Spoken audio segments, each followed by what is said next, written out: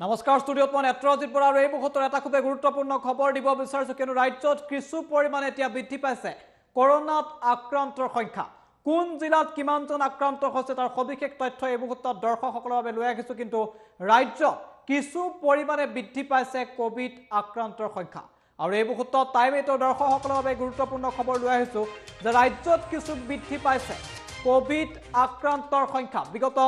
এটা দিনতকৈ আজি দিনটো ৰাজ্যত বৃদ্ধি পাইছে আৰু 24 ঘণ্টা ৰাজ্যত বৃদ্ধি পাইছে পজিটিভিটিৰ হাৰ 2.64% ৰাজ্যত বৃদ্ধি পাইছে কোভিড আক্ৰান্তৰ হাৰ বৃদ্ধি পাইছে ৰাজ্যত 2.64% 24 ঘণ্টাত 2672 জন আক্ৰান্ত হৈছে কৰোনা 27 জনৰ মৃত্যু হৈছে 24 ঘণ্টাত কৰোনা কিছু হ্ৰাস পাইছিল কিন্তু এতিয়া ক্ৰমাৎ ৰাজ্যত আক্ৰান্তৰ সংখ্যা কিছু পৰিমাণে বৃদ্ধি পোৱা পৰিলক্ষিত হৈছে পজিটিভিটিৰ হাৰ বৃদ্ধি পাইছে ৰাজ্যত আৰু কোন জিলাত কিমান আক্ৰান্ত হৈছে তাৰ সবিশেষ আমি লৈ আহিব বিচাৰিছো এই মুহূৰ্তত যে কিছু মুহূৰ্তৰ পূৰ্বে এনএছএমৰ ফালৰ পৰা টুইট কৰা হৈছে তাত তালিকা প্ৰকাশ কৰা হৈছে যে ৰাজ্যত ক'ত কিমানজন আক্ৰান্ত হৈছে কৰোনাত এই মুহূৰ্তত আমি টুইট দেখুৱাব বিচাৰিছো যে কিছু পৰিমাণে ৰাজ্যত আক্ৰান্তৰ সংখ্যা বৃদ্ধি পাইছে নিশ্চিতভাৱে ৰাজ্যবাসীৰ বাবে খুব গুৰুত্বপূৰ্ণ খবৰ এনএছএমৰ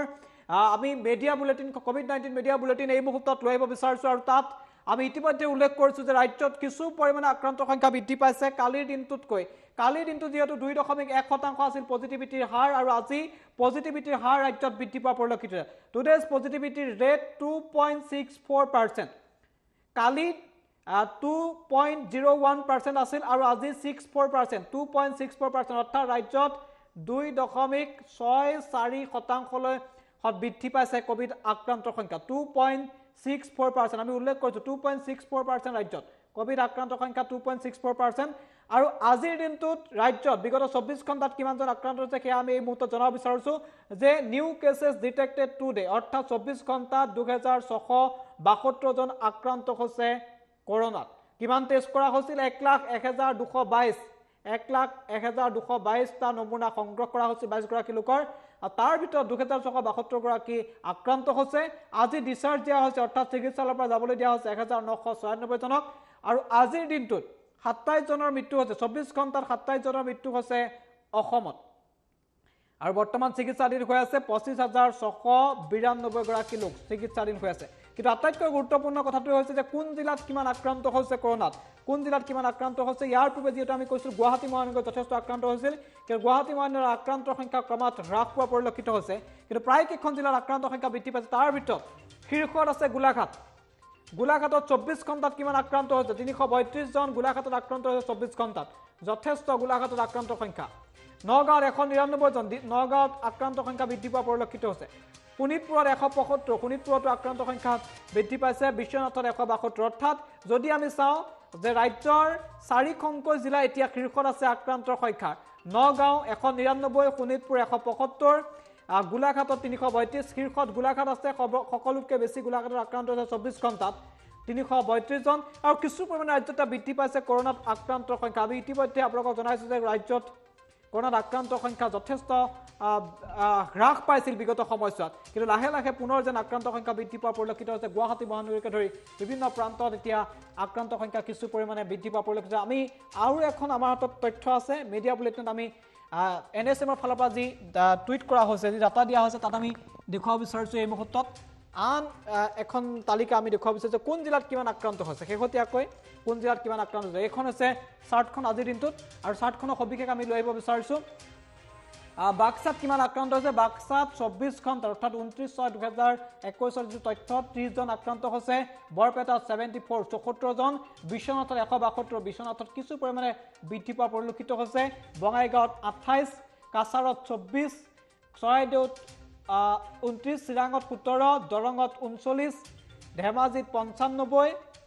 ধুবুৰীত 23 আমি যদি চাওঁ ডিব্ৰুগড়ত 137 ডিব্ৰুগড়তো কিছু পৰিমাণে বৃদ্ধি পাইছে ডিমা হাছাও 22 গোৱালপাৰাত বৃদ্ধি পাইছে কিছু পৰিমাণে 101 গোৱালপাৰাত যেটো টোটাল কন্টেইনমেন্ট জোন ঘোষণা কৰা হৈছে গোৱালপাৰাত 101 আনতে গোলাঘাটত 332 কি যথেষ্ট বৃদ্ধি পাইছে শীৰ্ষত গোলাঘাট আছে আৰু হাইলাকান্দিত খুবেই কম 9 জন হাইলাকান্দিত একে সময়তে হুজাই 30 যোৰহাটত 155 জন যোৰহাটত 100ৰ ওপৰত আছে কামৰূপ মেট্ৰত 149 জন গুৱাহাটী মহানগৰত যথেষ্ট কিন্তু হ্ৰাস পোৱা পৰিলক্ষিত হৈছে কামৰূপ ৰুৰেলত 140 জন 100ৰ ওপৰত কামৰূপ মেট্ৰটো আছে কামৰূপ ৰুৰেলতো আছে কাৰ্বি আংলঙত 67 কৰিমগঞ্জত 48 কোকৰাঝাৰত 46 লখিমপুৰত 140 লখিমপুৰতো কিছুমানে বৃদ্ধি পাইছে অৰ্থাৎ লখিমপুৰতো 100ৰ ওপৰত আছে আক্ৰান্ত সংখ্যা কিন্তু মাজুলীত যথেষ্ট কম মাজুলীত মাত্ৰ 8 জন আক্ৰান্ত হৈছে একে সময়তে মৰিগাঁৱত 116 মৰিগাঁৱত যদি টোটেল কণ্টেইনমেণ্ট জোন ঘোষণা কৰা হৈছে 116 জন আক্ৰান্ত নগাঁৱতো যথেষ্ট বৃদ্ধি পোৱা পৰিলক্ষিত প্ৰায় 200 জন 199 জন নলবাৰীত 62 শিৱসাগৰ 72 চাউথ শালমৰা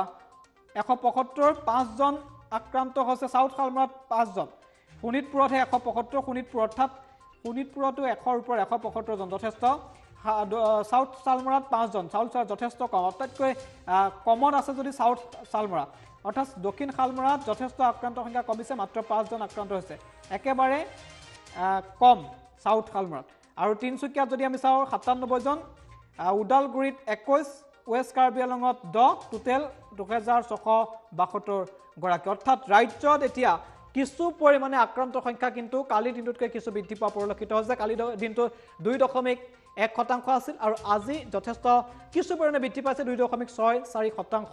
কৰোনাত আক্ৰান্তৰ হাৰ এই মুহূৰ্তত আমি এই খবৰ জনাব বিচাৰিছো দৰ্শকসকলক যে ৰাজ্যত ক্ৰমাৎ কিন্তু কিছু পৰিমাণে বৃদ্ধি পাইছে আক্ৰান্তৰ সংখ্যা